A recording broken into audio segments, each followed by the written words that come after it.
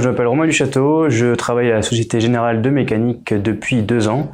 C'est moi qui suis en charge de la mise en place de la partie distributeur Riclet au sein de l'atelier. Ça fait aujourd'hui 2 mois qu'on a mis la solution en place dans notre atelier. On retrouve un réel bénéfice, notamment au niveau de la recherche de matériel, parce qu'on perdait un petit peu de temps à rechercher des outils, etc. Aujourd'hui, tout est centralisé dans le distributeur, donc chaque salarié vient avec son badge et peut retrouver directement ce qu'il recherche. On a aussi on a vu un gain de temps au niveau de l'état du stock. Auparavant, on gérait l'état du stock sur des cahiers qui étaient posés dans l'atelier où on devait marquer le numéro de commande.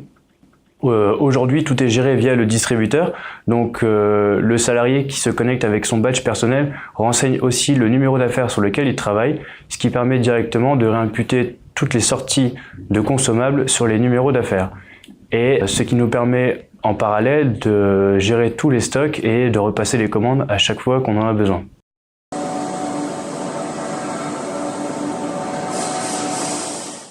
Je m'appelle Grégory Setten, je suis soudeur depuis 4 ans à la société SGM.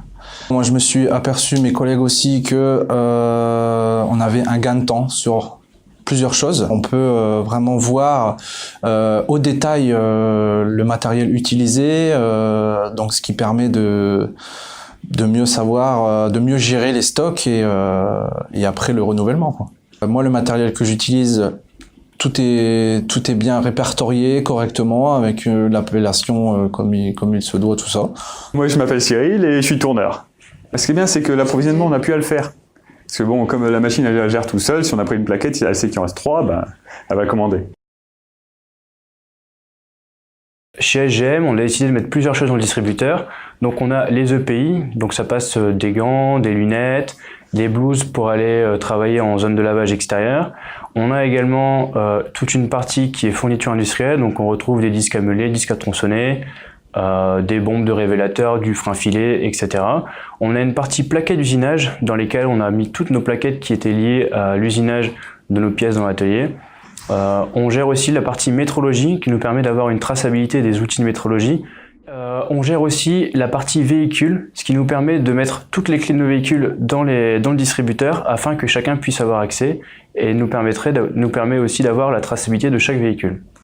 On a aussi la partie soudure dans laquelle on peut retrouver tous les éléments liés à la soudure, des petites buses pour souder, des gants, des gaines, etc. etc. Tout ce qui est, bien sûr, tout ce qui est matériel de soudage.